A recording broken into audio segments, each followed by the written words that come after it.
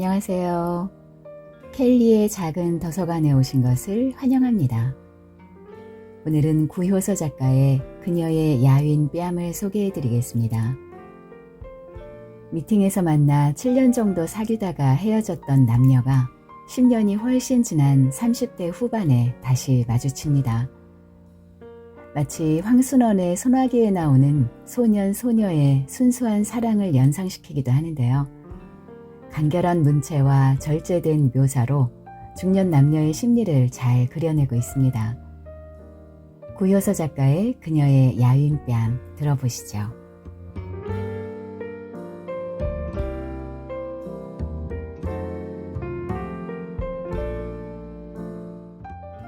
동숭동에서 한 여자를 만났다. 이름은 박경숙이고 나이는 38. 지난해 11월 중순경이었다. 눈인지 비인지 알 수 없는 것들이 오다 말다 해서 땅이 검게 젖어 있었던 날이다. 만나는 순간 난 그녀의 이름과 나이를 대번에 알아차렸다. 첫사랑이었으니까. 고등학교 졸업을 사나흘 앞두고 미팅을 했던가. 18년 전의 일이다. 그 뒤로 나는 그녀를 6년인가 7년 동안 만났다. 나 자신 순정파라고 생각해 본 적은 없지만 그녀를 만나는 동안만은 다른 여자를 만나지 않았던 것 같다. 당연스레 혹은 자연스레 그녀를 사랑하게 됐다. 20대 초반엔 바위라도 사랑하는 거 아닌가? 안 보면 보고 싶고 만나면 헤어지기 싫고 그런 게 사랑이려니 했다. 뭐 지금이라고 해서 나의 그런 사랑관이 별다르게 변한 건 아니지만 그녀와의 만남과 헤어짐의 개요를 말하자면 이렇다. 고등학교 졸업 미팅을 해서 만났고 내가 재수와 입학과 입대를 거치는 동안 줄곧 만났고 25이 돼서 헤어졌다. 제대하고 겨우 1학년 2학기에 복학한 내가 관연한 그녀를 책임질 수 없었을 것이다. 책임이란 게 뭔지도 잘 모르던 시절이지만 우린 동갑내기였다. 그게 이유가 될 수 있느냐, 기다리라고 해놓고 졸업 후에 결혼할 수도 있는 문제 아니냐라는 말을 주위 사람들로부터 많이 들었다. 하지만 나는 그런 멜로드라마적인 질문은 제발 삼가해달라고 말했다. 그리고 사랑한다고 해서 반드시 결혼할 필요는 없는 거라는 역시 대단히 멜로드라마적인 대답을 그들에게 해줬다. 아무려나 나는 후회하지도 않고 그녀에게 미안한 감정도 없다. 오히려 헤어지길 참 잘했다고 생각하는 쪽이다. 내일 모레면 이제 40. 아직 나는 장가를 못 가고 있다. 집 한 칸도 마련하지 못해 서울 가까운 저 경기도 땅에 보증금 100만 원에 월세 10만 원짜리 사글세 방을 얻어 살고 있다. 그것도 일주일에 한두 번 옷이나 갈아입으러 잠깐 들르는 춥고 을씨년스런 지하 창고다. 남들 들어가지 못해 애쓰는 대학까지 나와서 무슨 궁상을 떨었길래 아직 그 모양이냐고 사람들은 묻는다. 아주 기절할 것처럼 깜짝 놀라며 묻는다. 연극배우 올시다 라고 대답하면 사람들은 신기하게도 금방 고개를 끄덕인다. 알아먹겠다는 뜻이다. 어떻게 그렇게 빨리 잘 알 수 있는 건지 모르지만 하여튼 그렇게 대답하는 게 가장 효과적인 것 같아서 효과적인 게 아니라 효과적인 것 같아서 난 그렇게 대답한다. 자, 이 정도니 그녀와 헤어진 게 잘 됐지 않은가? 누가 내 어깨를 탁 쳤다. 4시 공연을 막 끝낸 뒤였다. 어?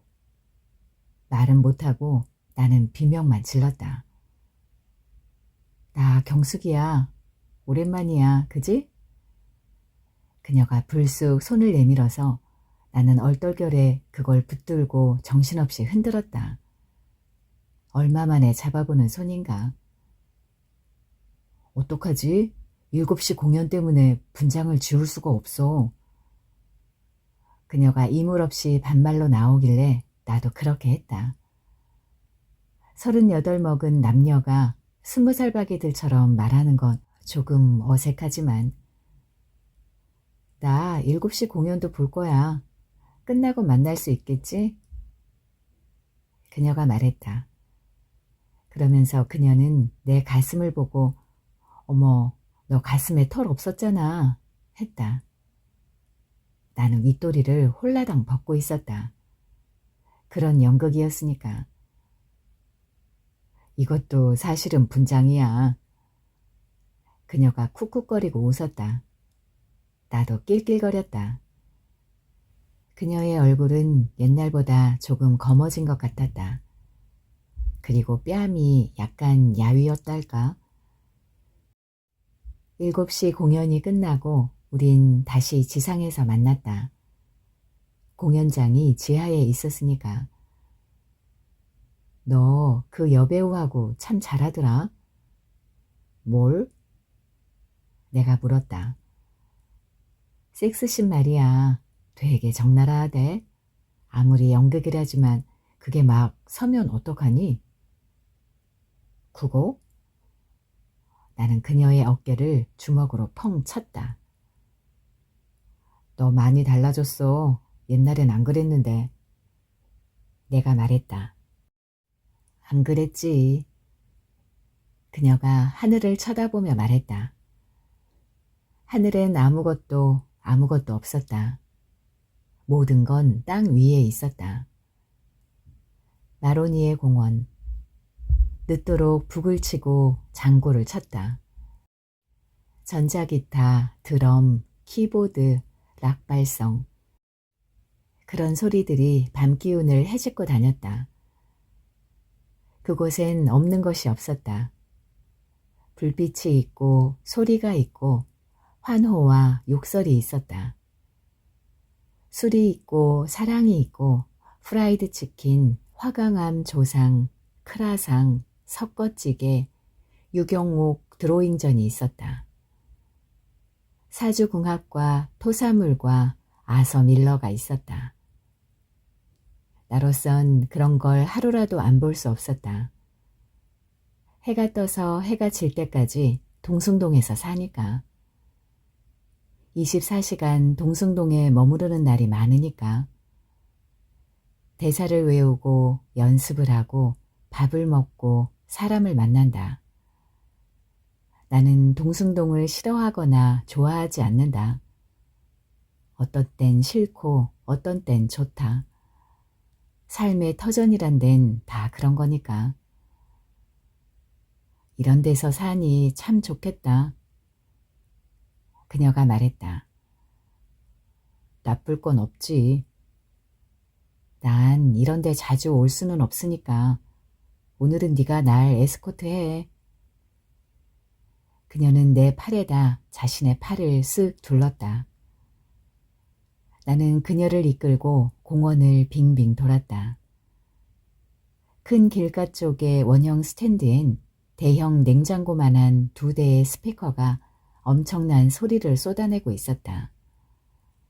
어찌나 진동이 큰지 백가죽이 저르르 저르르 울렸다. 샌들을 빽빽하게 들어찬 젊은이들은 한결같이 행복한 표정들이었다. 베이스 기타에 맞추어 미소 그득한 얼굴을 일제히 좌우로 흔들었다. 물결처럼. 나트륨 등이 뿜어내는 주황 불빛이 그들의 얼굴을 포근하게 감쌌다. 그녀는 탄성을 지르듯 나지막한 목소리로 피스라고 외쳤다. 머리카락이 어깨까지 늘어진 남자 싱어가 쉴 새 없이 몸을 흔들며 핏대를 올렸다. 스피커를 통해 쏟아져 나오는 그의 목소리에서 나는 커다란 네거티브 필름을 보았다. 너덜너덜한 성대가 찍혀진 거대한 음화. 락을 좋아하든 안 하든 그곳을 지나치던 사람들은 누구나 한 번씩 멈춰서서 오랫동안 그들을 바라보았다.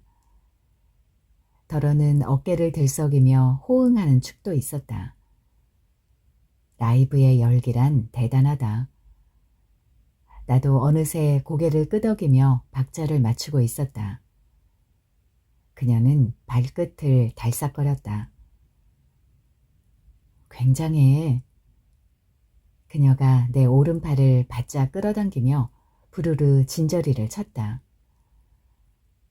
거의 불가항력적으로 압도하지 않아? 숨을 못 쉬겠어. 그래서 라이브 좋아하는 사람들이 있는 거겠지. 가까운 데에 라이브 콘서트 하는 데가 있어. 괜찮다면 함께 가볼까? 내가 물었다. 그녀는 시선을 장발 싱어에게 고정시킨 채 고개를 주걱거렸다.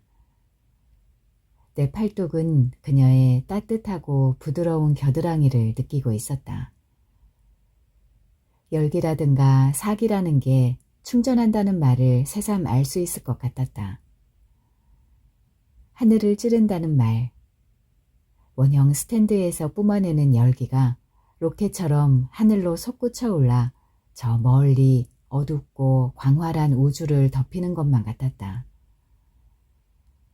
공원 중앙에는 4개의 커다란 은행나무가 일렬로 줄을 서 있고 각각의 은행나무 밑둥은 육각형의 벤치로 둘러싸여 있다. 그중 아트센터에 가장 가까운 은행나무 밑에선 8명인가 9명의 젊은이들이 빙 둘러앉아 막걸리를 마셨다. 포테이토칩, 컵라면, 구운 쥐포, 프랑크 소세지와 게맛살, 그런 허접스런 것들이 구겨진 신문지와 함께 그들 중앙에 아무렇게나 흩어져 있었다.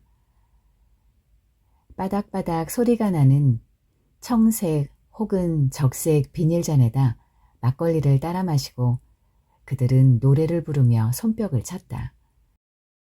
다음은 네 차례야, 엄마. 어서 불러. 누군가가 취한 음성으로 말하면 다른 누군가가 비틀거리며 일어나 어디서 이런 여자들만 나오는 거야 하고 노래를 불렀다. 그런 식이었다. 한 사람 노래가 끝나면 다음 사람이 일어나 노래를 부르고 나머지는 박수를 치거나 고래고래 따라 부르는, 빙 둘러앉아서. 대학로가 토요일마다 차 없는 거리가 되던 무렵에는 그런 식의 유흥을 벌이는 그룹들이 절대 다수였다. 예를 들어 100개의 팀이 제각각 유흥을 벌인다면 적어도 97개 팀은 빙 둘러앉아 돌아가며 술 마시고 노래 부르고 4분의 3 혹은 4분의 4박자로 손뼉을 치는 시기였다. 그렇게 놀아야 한다는 게 무슨 대입 수험 참고서에라도 나오는지, 그렇게 놀지 않으면 모조리 총살이라도 시키겠다고 포고령이라도 발포되었는지 하여간 다들 그랬다.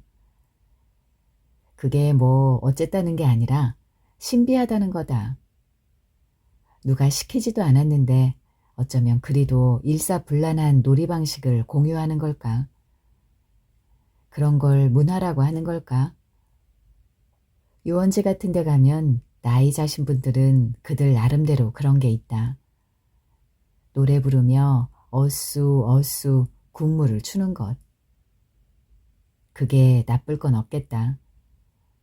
노는데 좀 시끄러우면 어떻고 야단스러우면 어떨까? 창피할 건 더더욱 없다. 혹시 삼국시대부터 우리가 그런 식으로 놀아온 건 아닐까? 요컨대 그런 식도 흥겹고 얼마든지 즐겁다는 말이다. 한 젊은 친구가 일어서서 취한 몸을 껐덕껐덕거리더니 돌연 우리 쪽으로 달려와서 그녀의 팔을 낚아 챘다. 제발 저 대신 한 곡만 불러주세요. 네?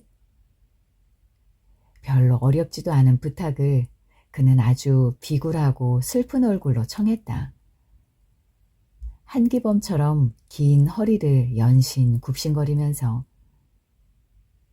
웬만하면 한 곡 해봐.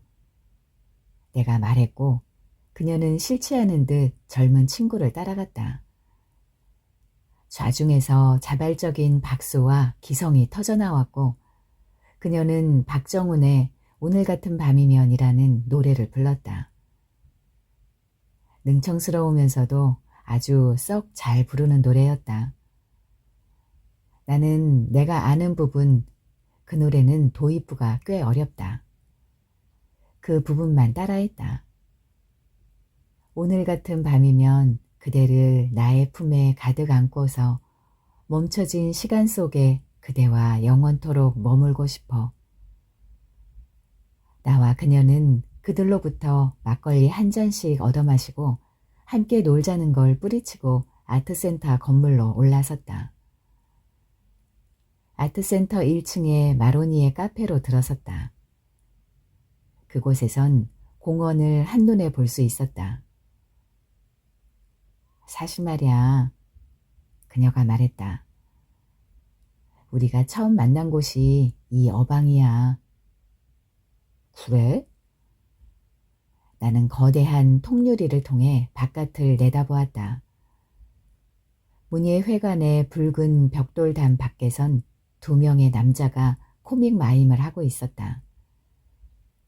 채플린 차림을 한 남자가 허리춤 안으로 손을 넣어 바지 단추 사이로 검지손가락을 쑥 내밀자 번거지를 쓴 다른 남자가 너무 작다고 야유하는 흉내를 냈다.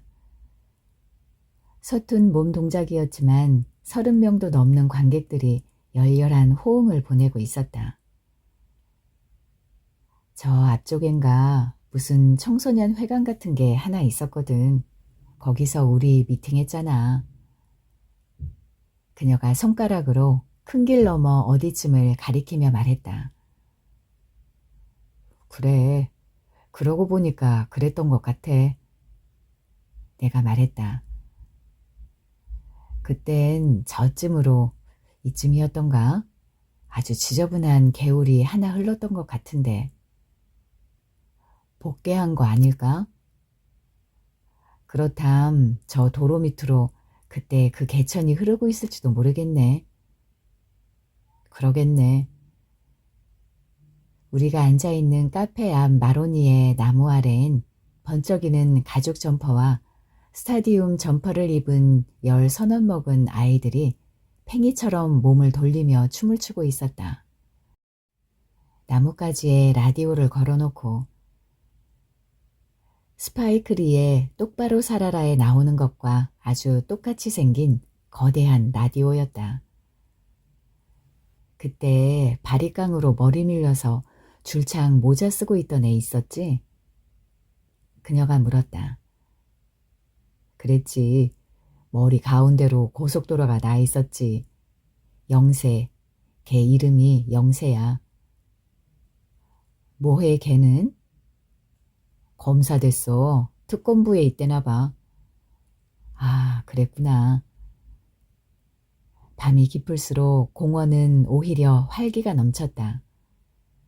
도화선에 불을 붙여들고 불똥을 튀기며 공원 한가운데를 가로지르는 아이들도 있었다. 기성과 웃음소리가 여기저기서 끊임없이 터져나왔다. 우리는 차 한 모금 마시고 밖을 보고 담뱃재 한 번 털고 밖을 보았다. 좋다, 그지? 그녀가 웃으며 말했다. 그래. 내가 대답했다. 여기 있는 우리도. 저들의 평균 나이는 우리보다 15 이하일 터였다. 그러나 그들을 보면서 내가 나이를 먹었다는 생각은 조금도 들지 않았다. 나 보고 싶은 적 없었어? 그녀가 일부러 짓궂은 표정을 지으며 물었다. 왜 안 보고 싶었겠냐고 내가 정색을 하고 대답했다. 그녀가 푸푸 웃었다. 사실대로 말하자면 보고 싶었다기보단 아주 궁금했었다. 어디서 뭘 하고 사는지. 먹고 사는 건 늘 공공했지만 그래도 매스컴은 심심찮게 탔기 때문에 내가 배우가 되었다는 걸 그녀는 이미 알고 있었을 거라 믿고 있었다. 여성지나 일간지에 20번 이상 얼굴을 내밀었고 동숭동 담벼락에는 1년 내내 내 얼굴이 붙어 있었으니까. 그런데도 그녀한테서는 그동안 아무 연락이 없었다. 살기가 바쁘거나 연락할 필요를 별로 느끼지 못하는 거겠지 라고만 생각했었다. 나 미국서 살아. 혼자 며칠 휴가 냈어. 실컷 놀다 갈 거야. 그랬구나. 오늘은 너와 노는 날이야. 밥 사줄게. 나가자. 그녀가 활기차게 말했다. 내가 밥 사도 괜찮겠지? 그런데 조건이 있어. 내가 말했다. 낙지 볶음 덮밥이어야만 해. 네가 앞장서. 마로니의 카페에서 나온 우리는 공원으로 내려왔다. 펑크 스타일의 소년들이 팽이처럼 춤추는 사이를 빠져나가다가 그만 그녀가 격렬하게 엉덩이를 흔들었다. 아이들이 갑자기 아우성치며 그녀를 감쌌다. 오예, 아줌마 화이팅, 화이팅. 와, 끝내준다, 끝내줘. 그녀는 나를 보고 활짝 웃었다. 아주 귀여운 춤이었다. 나도 그들 사이를 비좁고 들어가 함께 몸을 흔들었다. 나는 3번이나 아가씨와 건달들에 출연했던 베테랑이었다. 낙지볶음 덮밥을 먹으러 가는데 1시간 이상 걸렸다.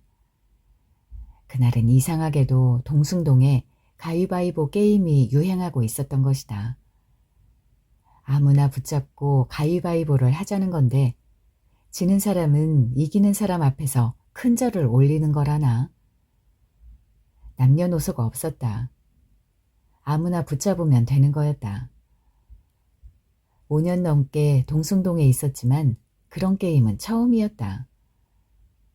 누군가가 즉흥적으로 생각해낸 게 삽시간에 퍼진 모양이었다. 동숭동은 그런 곳이었다. 2번인가 투덜거리며 절을 하고 6번인가 낄낄거리며 절을 받았다. 그만하면 굉장한 이득인 셈이었다. 시간이 지체되긴 했지만 기분이 썩 좋았다.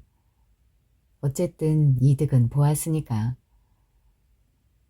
그녀와 함께 낙지볶음 덮밥을 먹고 뉴시티에 들러 맥주를 마셨다.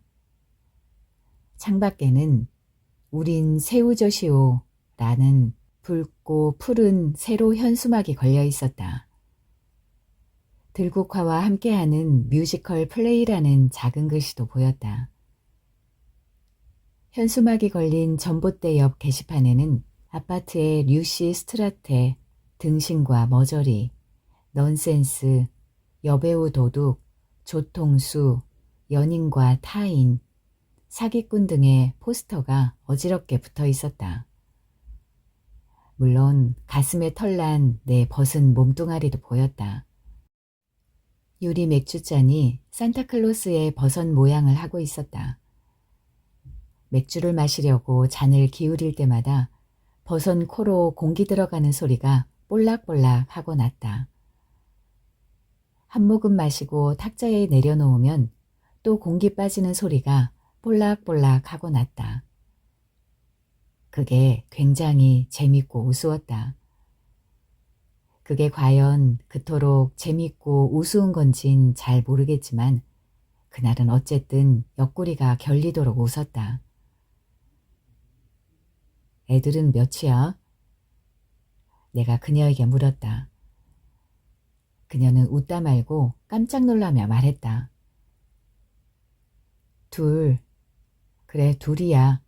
사내 하나, 계집애 하나. 더 바랄 게 없겠군. 그렇지. 그녀는 자신의 맥주잔을 내 잔에다 꽝 부딪혔다. 난 아직 결혼하지 않았어. 아니, 못했어. 알고 있었어. 알고 있었어? 넌 유명 인사잖아.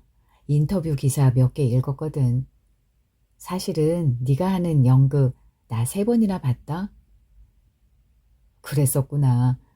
그런데 왜 입대껏 아는 척을 안 했지? 이유는 없어. 항상 동행이 있었고, 그리고 그다지 시간이 충분한 것도 아니었고, 그냥 네가 열심히 작품에 몰두하는 걸 보는 걸로 좋겠지. 그랬어. 음, 사는 건 어때? 그녀가 내게 물었다. 그저 그래. 연극하면서 살다 보니까 이대로 계속 간다면 내 생에는 현실을 산 것보다 연극으로 산 시간이 훨씬 많아질 것 같아. 물리적인 시간으로만 따진다면 그야말로 내 현실은 연극인 셈이지. 이런 말이 있어. 배우는 연기의 순간만은 자신의 정체성을 상실한다. 그렇구나. 대본에 나오는 표토르 소브친스키 따위의 이상한 이름을 정확히 외우고 발성하는 일이 사실은 결혼이라든가 먹고 사는 일보다 훨씬 절실하게 느껴지거든. 진짜 그래. 그녀는 고개를 끄덕이고 다시 잔을 들어 부딪혔다. 우리들 옆자리에 67명의 소년들이 우르르 몰려와 앉았다. 까닭없이 살벌해 보이는 애들이었다. 그들은 앉자마자 아주 심각하고 격렬하게 저울질하기 시작했다. 최수종과 하이라가 결혼을 했다. 누가 더 손해냐? 음악이 바뀌었다. 오늘 보았다시피 연극엔 그럴듯한 섹스도 있어. 내가 말했다. 현실에 있는 건 다 있다고. 혼동되겠다, 현실과. 그녀가 옆자리 소년들을 힐끗 바라보며 말했다. 그녀는 6잔째 마시고 있었다. 혼자 소리로 아, 미드나잇 블루잖아 라고 중얼거리면서 혼동돼도 상관없어. 차라리 혼동되었으면 좋겠어. 라고 내가 말했다. 무슨 뜻이냐면 연극에서 느낀 감동들이 현실에 어느 정도 적용되었으면 좋겠다는 말이야. 그런데 사실은 날이 갈수록 연극과 현실은 서로 멀어져가는 기분이야. 연극이 현실에 바탕을 두지 못하게 된 거지. 붕 뜬 거야. 세상에 어떤 일이 벌어지고 있느냐엔 관심을 두지 않고 당장은 어느 극단에서 무슨 연극을 어떻게 해서 관객 동원에 성공했느냐에만 관심이 있다니까. 연극의 토대가 점점 현실이 아닌 연극 자체가 되어가고 있어. 무섭게 에스컬레이트 되니까 나중엔 뭐가 뭔지 모르게 되는 거지. 누구나 다 알다시피 연극이란 건 현실을 적당히 왜곡하고 재구성해서 소기의 메시지나 감동 따위를 전달하는 거 아니겠어? 그럼으로써 현실 인식을 환기해 보자는 게 연극의 고전적인 존재 이유가 될 텐데 말이야. 이런 고리타분한 얘긴 이미 우스운 건지도 몰라. 어쨌든 연극을 보고 펑펑 울고 웃던 사람이 현실로 돌아가면 그렇게 목 썩일 수가 없어. 뭐가 잘못된 것 같지 않아? 그래서 한 번은 내가 대본을 썼지. 싱거울 정도로 평범한 우리 사는 얘기를 쓴 거야. 소소하지만 그대로 우리들 얘기. 어렵게 무대에 올렸지. 내 첫 연출 작품이기도 해. 그랬더니 세 평 어땠는 줄 아냐? 지독하게 난해하다는 거야. 뭔지 잘 모르겠다는 거지.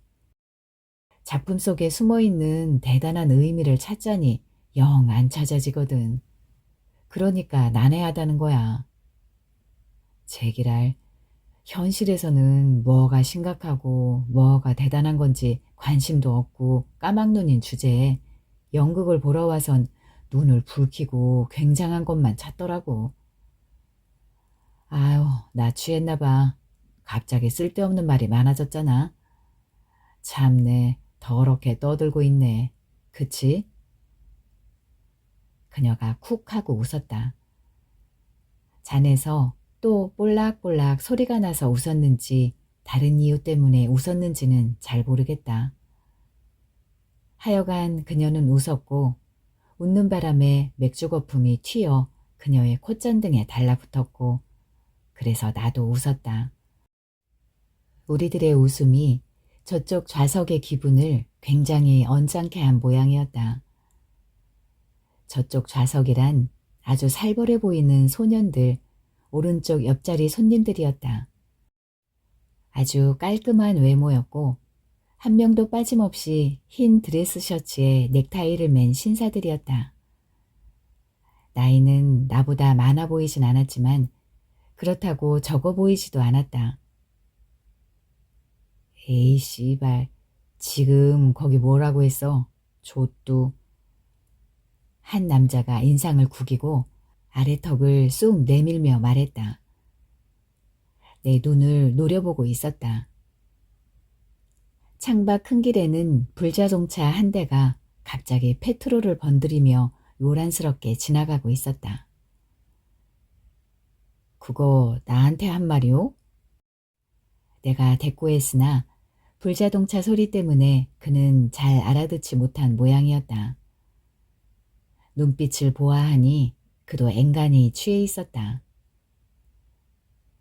조용히 술이나 처먹을 일이지 왜 남의 말에 참견이야 참견은. 그가 말했다. 아까 내가 뭐라고 떠들 때 그쪽에서 오해를 한 모양이었다. 진정을 하고 얘기를 차근차근 풀어나갔더라면 문제될 것도 없는 일이었다. 누구에게도 잘못은 없었으니까.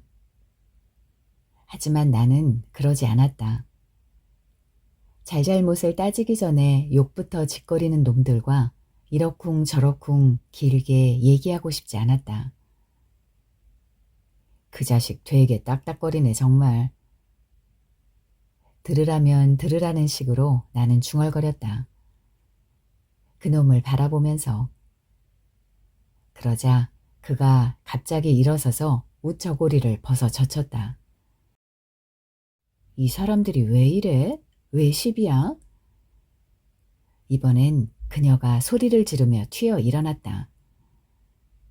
홀 안에 있던 사람들의 시선이 모두 우리 쪽으로 쏠렸다. 어떻게든 말리고 나설 줄 알았던 그녀가 전의를 가다듬자 나는 어차피 한바탕 붙어야 될 모양이라고 생각했다. 너 이 새끼 이리 와. 껍질을 벗겨줄 테니. 내 말이 끝나자마자 그쪽에서 유리잔이 날아왔다. 고약한 놈이었다. 나는 미처 피하지 못하고 얼굴에 정통으로 얻어맞았다. 맥주가 눈에 들어갔는지 시야가 부옇게 흐려졌다. 나는 몸을 날려 그놈의 낭심을 발길로 냅다 걷어차버렸다. 순식간에 나는 여러 명의 소나귀에 붙잡혔다. 꼼짝할 수가 없었다. 누군가의 발길질이 내 옆구리에 박혔다. 치사한 자식들이 떼거지로 나를 밟고 있었던 것이다. 승산은 없었지만 나는 주먹질을 계속했다. 미드나잇 블루와 그녀의 고함 소리가 들려왔다. 뭐가 어떻게 돼가는 건지 도무지 알 수 없었다. 싸움이란 건 태어나서 2번 해봤지만 그렇게 많은 상대와 붙어보기는 처음이었다.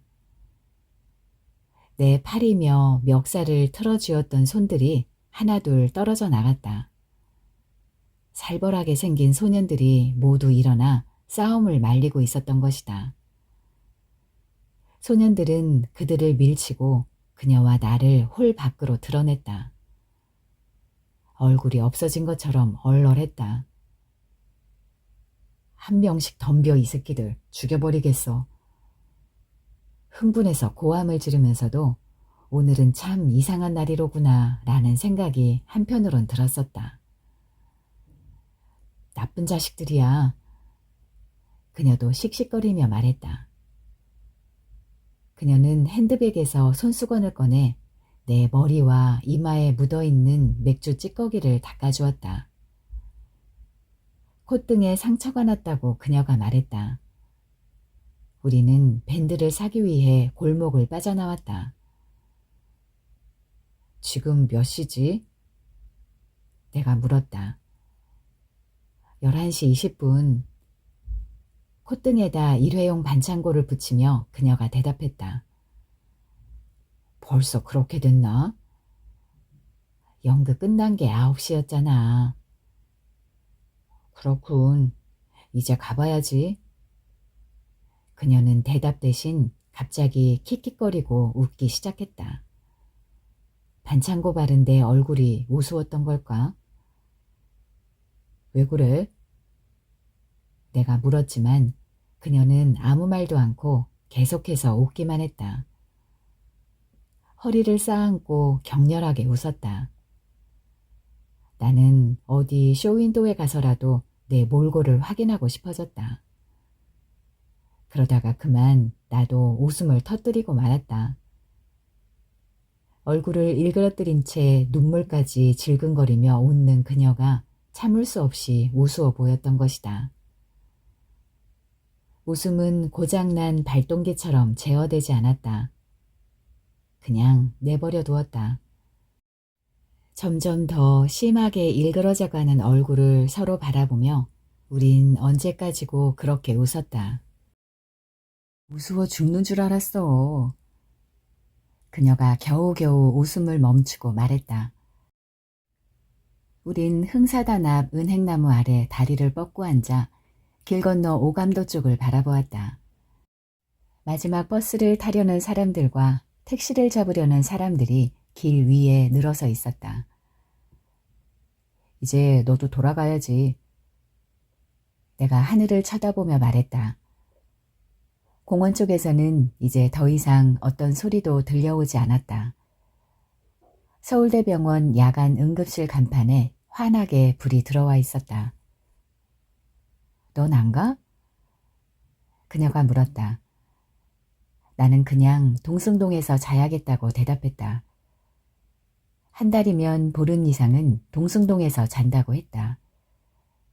명륜여관이라는 데가 있는데 우리 단원들한텐 숙박료를 파격적으로 할인해주는 곳이라고 그녀에게 말했다. 좋은 생각이 있어. 갑자기 그녀가 반색이 돼서 말했다. 뭔데? 우리 오랜만에 말이야. 같이 자는 거야. 나는 놀란 눈으로 그녀를 바라봤다. 웃느라 수축됐던 옆구리의 근육들이 이따금씩 부들부들 떨렸다. 길 위를 질주하는 차량들의 속도가 점점 빨라졌다. 넌 유부녀잖아. 그래도 돼? 우리가 한두 번 잡았니? 너랑 적어도 30번은 잤을걸? 그래도 참 대견해. 대견한 건지 바보 같은 건진 잘 모르겠지만 우린 그래도 한 번도 안 했어. 그지? 그래. 남들이 들으면 순 거짓말이라고 할 거야. 나는 가슴이 활랑거렸다. 아무렇지도 않았다면 거짓말이다. 지금 당장 가. 그 여관 어딨어? 멀어? 바로 건너편이야. 아까 우리 술 마시던 뉴시티 맞은편에 카사블랑카 노래방이 있거든. 그 골목 안에 맷돌이라는 섞어찌개집이 있어. 거기서 20m만 더 들어가면 돼. 그녀는 팔을 붙들고 나를 일으켰다. 얼굴에 반창고를 보고 또 쿡 하고 웃었다. 너 군대 있을 때 말이야. 한 달에 한 번꼴은 면회 갔었잖아. 그때마다 내 한 달 월급 다 썼던 거 기억해? 나는 밤길을 걸으면서 고개를 끄덕였다. 그만큼 네 월급이 적었다는 걸 말하려는 거니? 그녀는 내 옆구리를 팔꿈치로 찔렀다. 외박할 때마다 날 어떻게 해보려고 너 참 무던히도 했었지. 사실 말이야, 널 만나러 떠날 땐 웬만하면 거절하지 말아야지 했었지. 근데 일단 잠자리에 들면 몸이 막 사려지고 안 되더라고. 나도 사실 속이 많이 상했어. 한 번은 네가 밤을 꼬박 새우면서 나를 보챘던 적이 있었어. 그날은 나도 참 많이 힘들었는데 어쨌든 역시 성사를 못 시키고 말았지. 이튿날 그 민박집 아주머니가 나보고 뭐랜 줄 알아? 나는 고개를 좌우로 흔들었다. 골목 앞에서 누군가가 길바닥 위에 다 토하고 있었다. 여자 하나가 그의 등을 성의 없게 툭툭 두드렸다. 글쎄 아줌마가 이러더라고. 처녀도 참 모지락스럽고마. 나까지 애 같아 죽을 뻔했잖소. 그녀는 킬킬킬 웃었다. 너 참 많이 변했어. 이러지 않았는데. 나도 허허 웃었다. 와, 오늘 되게 재밌다. 그녀가 말했다. 우리는 2층 객실에 들어가 번갈아 손과 얼굴을 닦았다. 무슨 여관이 고려대학교처럼 생겼냐고 그녀가 물었다. 석조 건물인데다 계단은 낡고 복도가 어두운 여관이었다. 내가 그런 걸 어떻게 알겠냐고 대답했다. 그러자 그녀는 그러면 여관 주인에게 물어야 하는 거냐 아니면 고려대학교 총장한테 물어야 하는 거냐고 내게 말했다. 우리는 나란히 침대에 누워 잘 채비를 했다. 잠이 잘 안 오지? 그녀가 물었다.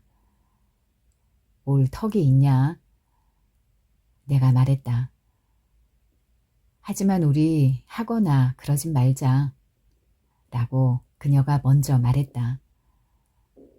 30번을 잤는데도 못했는데 31번째라고 뭐 다르겠냐? 내가 퉁명스럽게 내뱉자 그녀는 또 킥킥 웃었다. 만약 어쩌다가 하게 된데도 좋기보단 막 쓸쓸해질 것 같아. 38이잖아 우리. 너 아무래도 전혀 생각이 없지는 않은 것 같은데? 내가 말했다. 그러자 그녀는 손사래를 치며 아냐 아냐 그런 거 아니야 라고 정색을 했다. 그래, 너 아까 길거리에서 막 웃는데 말이야. 어두웠는데도 주름이 많이 보이더라고. 애틋함이 없으면 그런 거 다 소용없어. 너 생각나니?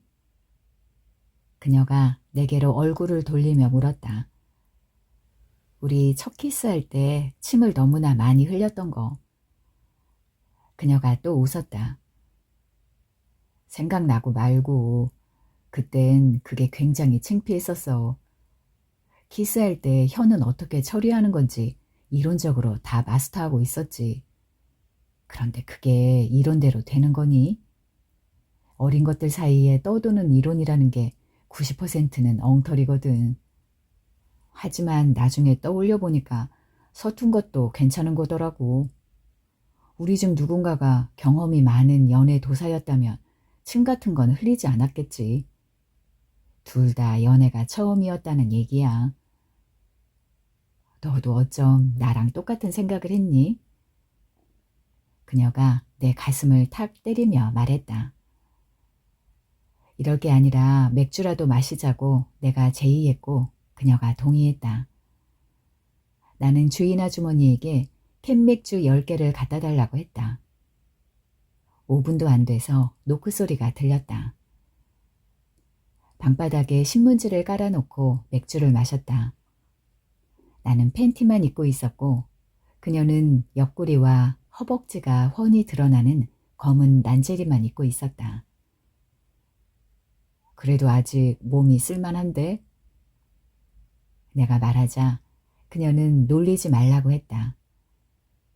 하지만 정말 별로 늙어배지는 않았다. 다만 그녀는 조금 마른 듯 했다. 옛날엔 통통한 편이었는데. 이쪽인가 저쪽인가? 내가 물었다. 내가 입대한다는 말을 듣고 너 충격받아서 얼굴 한쪽이 마비됐었잖아. 어머, 참 그랬었지. 그랬었어. 아마 이쪽일 거야. 그녀는 자신의 왼쪽 뺨을 가리켰다.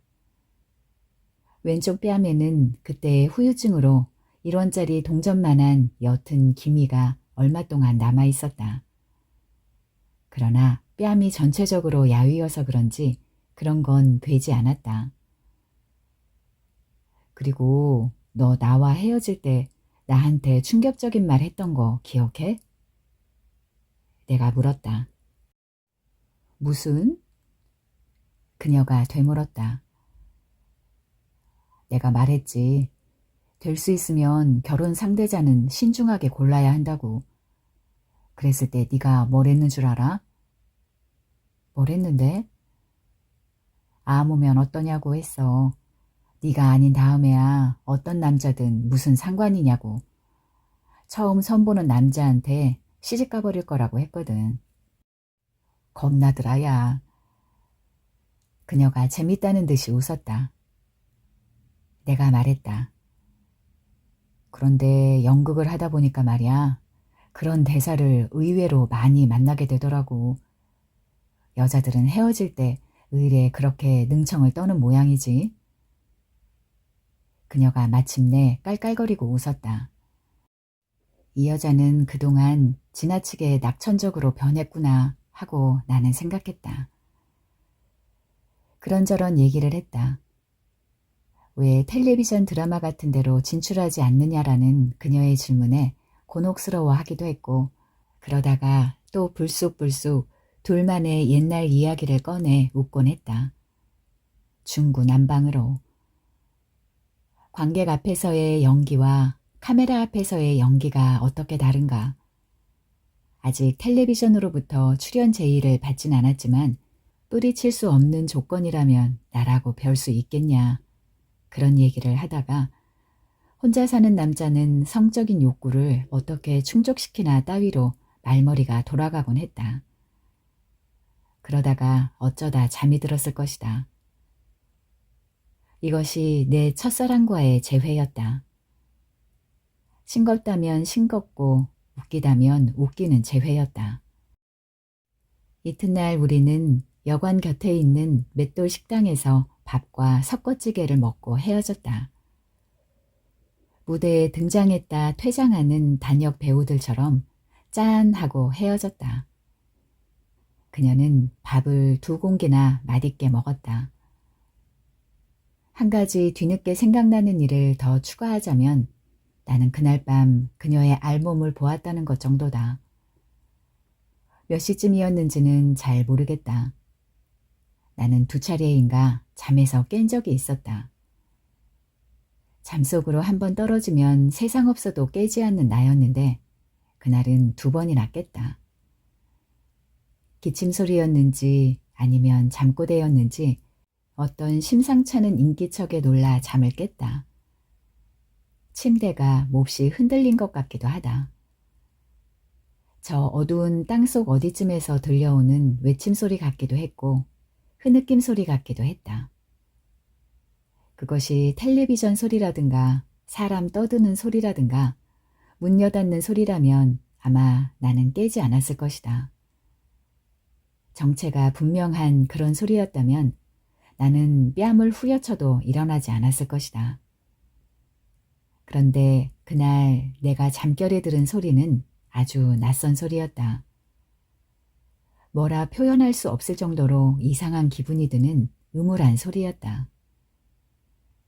첫 번째 깼을 때 그녀는 내 곁에서 새우처럼 웅크린 채 자고 있었다. 그때 난 여자와 함께 자고 있다는 사실을 처음인 듯 깨달았다. 곁에 여자가 있으니까 생전 깨지 않던 잠을 다 깬다고 혼자 중얼거리곤 다시 잠속으로 빠져들었다. 두 번째도 똑같이 이상한 소리를 듣고 깼다.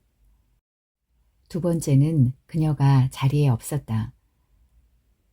첫 번째도 그랬지만 이번에도 그 이상한 소리는 내가 잠을 깨자 더 이상 들려오지 않았다. 대신 이번엔 물소리가 들렸다. 욕실에 불이 켜져 있었다. 샤워 꼭지에서 떨어진 물이 타일 바닥에 부딪히며 큰 소리를 냈다.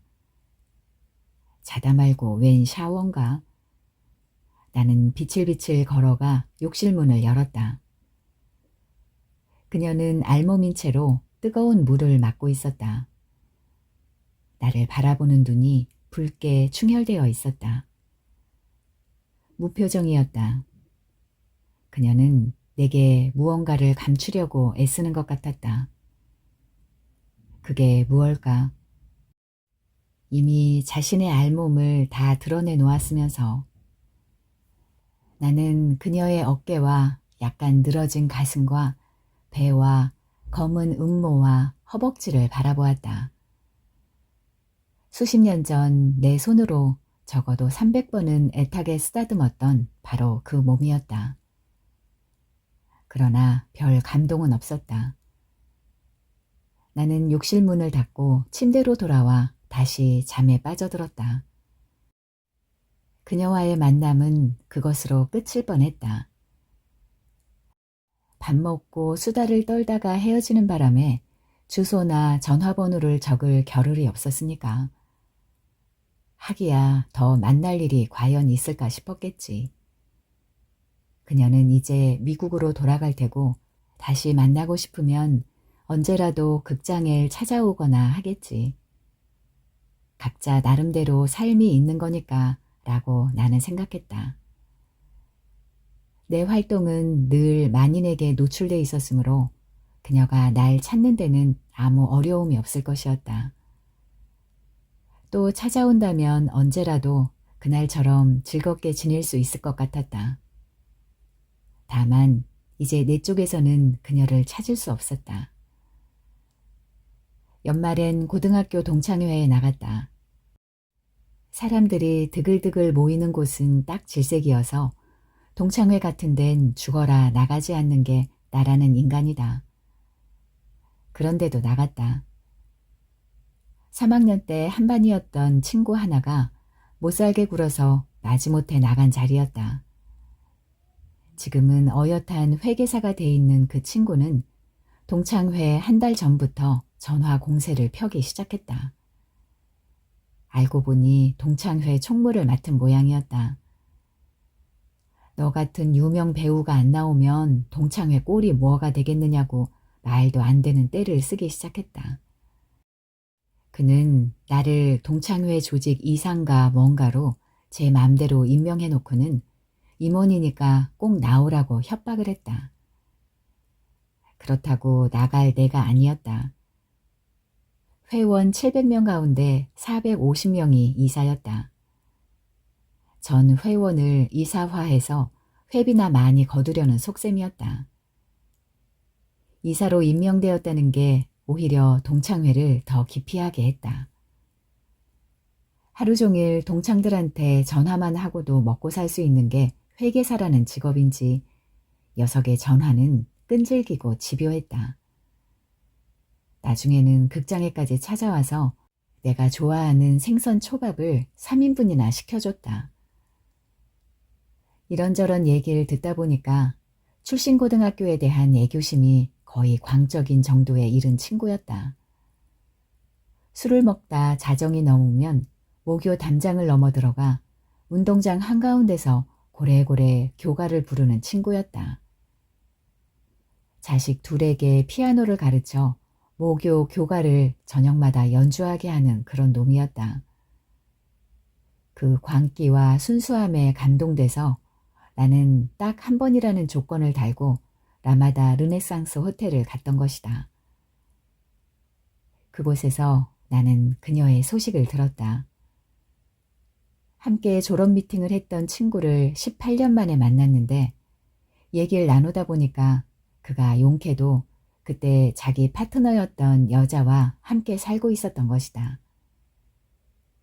비목을 잘 부르고 까만 세라복이 어울리던 김형숙이란 여학생이 그의 파트너였던 것을 나는 기억해냈다. 걔 참 안 됐어. 그가 말했다. 남편과 애들 둘 다 죽었어. 박경숙이 남편과 애들? 내가 놀라 물었고 그가 고개를 끄덕였다. 왜? 왜 그랬다니? 몰라. 마누라도 그 얘긴 자세히 안 하더라. 어쨌든 뭔가 끔찍한 일이 있었던 게 분명해. 어쩌다 그 집 얘기만 나오면 아직도 마누라는 오들오들 떨면서 진저리를 치곤 해. 아, 나는 참치회를 우물우물 씹으며 고개를 끄덕였다. 언제 일이지 그게? 1년이 조금 넘었지. 지난해 11월 16일 밤이었어. 내가 종합유선방송 심의 규정에 대한 원고를 마감 하루 앞두고 막 휘몰았을 때였으니까 정확히 기억할 수 있지. 마누라가 어디선가 전화를 받고 1시간 넘게 망연자실해 있더군. 바로 그 일 때문이었어. 사실 말이야. 내가 말했다. 나 지난달에 걔 만났어. 극장으로 찾아왔더라고. 그래? 지난달 16일이었어. 아, 그러고 보니까 16일이네. 이런. 동창 회장이라는 친구가 곧 빙고 게임을 하겠다고 방송을 했다. 여기저기 테이블에선 숫자가 적힌 종이를 받느라 수선을 떨었다. 기일이었군. 그가 말했다. 미국서 살고 있다던데 그런 일 겪은 사람 같지 않았어. 정말이야. 우린 그날 그럭저럭 즐거웠는걸. 미국은 무슨 기름역 근처에서 가게 하고 있어. 며칠 전에도 마누라가 다녀오는 눈치던데. 그는 종합유선방송위원회 심의국 심의일부라고 적혀있는 자신의 명함을 내밀며 말했다. 바쁘더라도 자주 만나자야. 어쩌다 내 을씨년스런 지하실방에 들러 옷이라도 갈아입고 나오려면 꼭 그녀 생각이 났다. 극장과 자취방을 오가려면 기름역이란 곳을 거쳐야 했기 때문에. 이번에 정차할 역은 기름역입니다. 라는 안내방송을 들을 때마다 나는 욕실에 서 있던 알몸의 그녀를 떠올렸다. 무표정한 얼굴과 붉게 충혈된 눈을. 나는 하루에 2차례씩 가슴에 털을 달고 지하 극장의 침대 위에서 여배우를 열심히 겁탈했다. 공연이 끝나면 가슴에 털을 떼고 기어나와 동숭동 인파 속에 휘말려 낙지볶음 덮밥을 먹거나 뉴시티에 들러 그녀를 생각하며 맥주를 마셨다. 어쩔 수 없이 파생되는 삶의 근심 따위는 눈을 씻고 찾아봐도 찾을 수 없는 곳이 동숭동이란 데다. 지상의 불빛은 터무니없이 아름답다. 시간이 좀 남으면 나는 자취방에 들러 시적시적 빨래를 했고 시간이 없으면 명륜여관 2층 객실에 들어가 고꾸라져 잤다. 그녀의 가게는 기름역에서 그리 멀지 않은 곳에 있었다. 간판은 없었고 지하실 입구 시멘트 벽에 니트 패션 세일이라고만 적혀 있었다. 지하 매장에서 과연 옷 같은 걸 팔 수 있을까? 나는 속으로 중얼거리며 계단을 하나하나 세듯 천천히 걸어 내려갔다. 넓진 않았지만 지하 매장은 생각보다 깨끗하고 밝았다. 나는 출입문을 밀치려다 말고 유리 너머로 매장 안에 그녀를 바라보았다. 그녀는 작은 의자에 쭈그리고 앉아 있었다. 고개를 숙인 채 무언가를 열심히 뜨는 중이었다. 그녀의 손가락에선 털실과 뜨개 바느질이 어떤 분명한 질서를 갖고 쉴 새 없이 움직이고 있었다. 옷을 사려고? 그녀가 말했다. 나는 그냥 웃었다. 옷을 사러 갔던 건 아니지만 나는 그녀가 가리키는 옷들을 보았다. 이건 베네똥이고 이건 톰보이야. 하이넥은 83,000원이고 가디건은 113,000원. 당초에 옷 같은 것에는 관심이 없었으므로 나는 그냥 건성으로 그런 것들을 둘러보았다. 말이야. 내가 무슨 말을 하려고 입을 열었을 때 그녀는 거울 앞에 걸려있는 옷들에 대해 설명했다. 메이크업 것들이 반이고 반은 내가 짠 거야. 저기 보이는 터틀넥 있잖니? 거북이 목처럼 접혔다고 해서 터틀넥인데 저런 건 짜기 쉬우니까 좀 싼 편이야. 난 고개를 끄덕였다. 옷보다는 옷에 대해 설명하는 그녀의 얼굴을 나는 더 오랜 시간 바라보았을 것이다. 말이야, 실은 나는 말을 더듬었다. 그녀가 이쪽으로 와볼래? 라고 은근히 말하며 나를 매장 귀퉁이로 이끌었다. 자, 저것 좀 봐. 대단하지? 이걸 손으로 짰다면 아마 아무도 안 믿을 거야. 한 세트거든. 라운드 스웨터와 가디건 느낌의 원피스, 그리고 후드 달린 롱 가디건이야. 과감한 스타일을 좋아하는 여자들이 입으면 어울릴 거야. 내가 짠 거지만 나조차 믿지 못하겠는걸? 나는 숫제 땅을 보고 있었다. 그녀의 말이 끝나기를 기다려 나는 천천히 고개를 들었다. 말이야, 뭐 좀 물어봐도 돼? 그녀의 시선이 어느새 눈 깊이 박혀 있었다. 옷에 관한 거라면. 그녀가 고개를 천천히 끄덕였다. 옷에 관한 게 아니고 말이야. 여긴 옷가게니까 옷에 관해서만 얘기해야 돼. 그녀가 조금 단호해졌다. 나는 갑자기 맥이 빠졌다. 며칠 전에 동창회에 갔다가 말이야. 동석이를 만났는데 동석이 알지? 미안하지만 옷에 관한 게 아니라면 아무것도 대답할 수 없어. 그녀가 말했다. 그녀의 얼굴엔 어느새 표정이 모두 달아나 버리고 없었다. 욕실에서 그랬던 것처럼. 나는 그녀의 눈을 더 이상 바라보고 있을 수가 없었다. 나는 다이아몬드 무늬의 연두색 하이넥을 사가지고 지하 매장을 나섰다. 나에게 매일같이 겁탈당하는 여배우에게 갖다주면 되겠구나 싶어 한 벌을 샀던 것이다. 그녀는 내게 잘 가란 인사를 했던가. 기억이 나지 않는다. 지하 매장의 작은 의자에 쭈그리고 앉아 기계 같은 손놀림으로 스웨터를 짜던 그녀의 야윈 뺨밖에 생각나는 것이라곤 없다.